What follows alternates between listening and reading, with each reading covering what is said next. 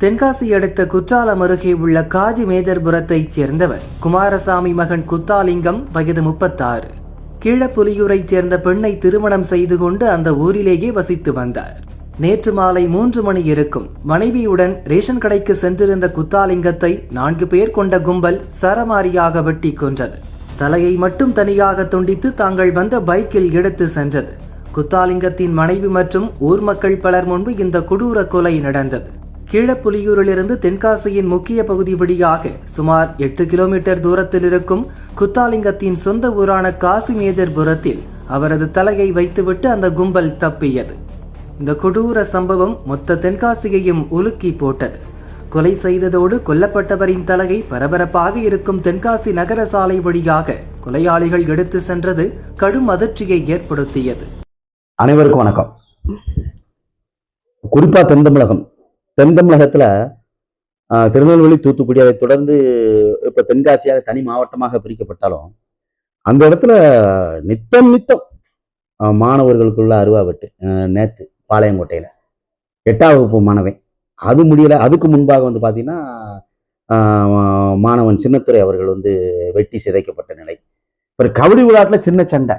அந்த சண்டையில தேவேந்திரன் என்பவர் வந்து பேருந்துல இருந்து விரட்டி இறக்கி அடிச்சு விரட்டி வெட்டுறான். அப்ப இதை தொடர்ந்து வந்து பார்த்துட்டீங்கன்னா இப்படி நித்தம் கொலை, கொள்ளை, சண்டை, சச்சரவு, இதுதான் வந்து தென் தமிழகத்துல வந்து ஒரு முடிவில்லாத ஒரு சிக்கலாக வந்து தொடர்ந்து நடந்துட்டு வருது. நேற்று வந்து பார்த்துட்டீங்கன்னா தென்காசி மாவட்டம் காசி மேஜர்புரம் அந்த பகுதியை சேர்ந்தவர் குமாரசாமி மகன் குத்தாலிங்கம், ஒரு 35 வயது. அந்த 35 வயது அந்த இளைஞரை வந்து ரேஷன் கடை, கீழப்புலியூர் பகுதியில் வந்து ரேஷன் கடைக்கு போறாரு தன் மனைவியோட. அந்த ரேஷன் கடையில அவருக்கு வேண்டப்பட்ட சரக்குகளை வாங்கிட்டு அவனுக்குள்ள நின்றுக்கிட்டு இருக்கும்போது 4 பேர் கொண்ட கும்பல் வந்து திப்புன்னு போய் அப்படியே சுத்தி நின்று வளைச்சி அவரை வெட்டிடுறான். வெட்டப்பட்டது மட்டும் இல்லாம அவருடைய தலையை துண்டு அடுக்கிறான். அப்புறம் அங்கிருந்து பார்த்துட்டீங்கன்னா காசி மேஜர்புரத்துக்கு வர்றாங்க.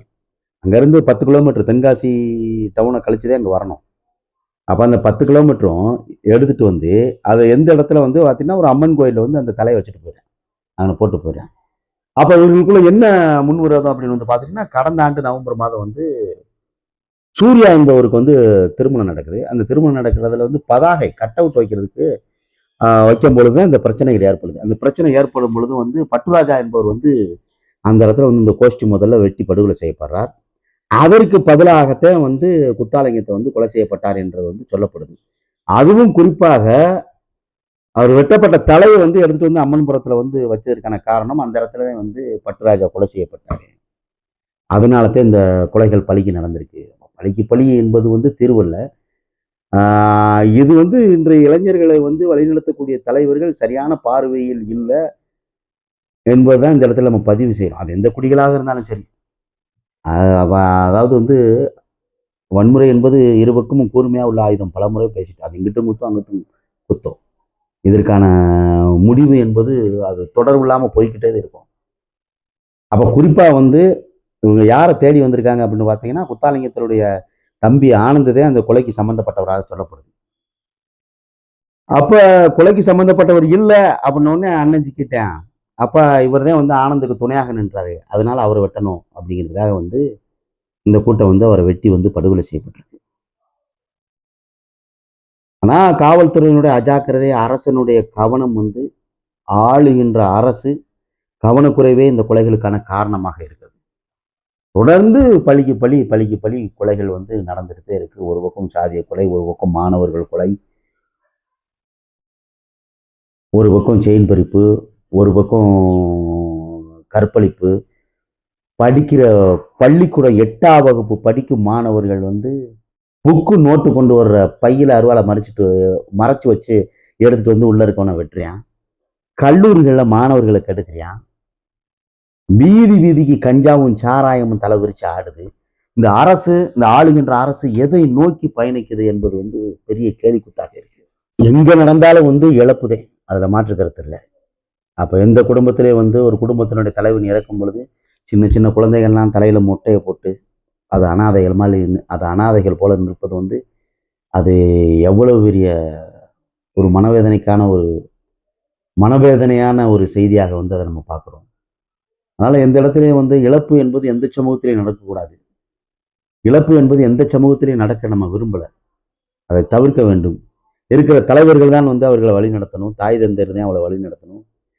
நல்ல ஆளுமை கொண்ட பெரியவர்கள் தான் வந்து இந்த இளைஞர்களை வழி நடத்தி அவர்களுக்கான வாழ்வியல் எதிர்காலம் என்ன என்பதை வந்து கட்டமைக்கணும்.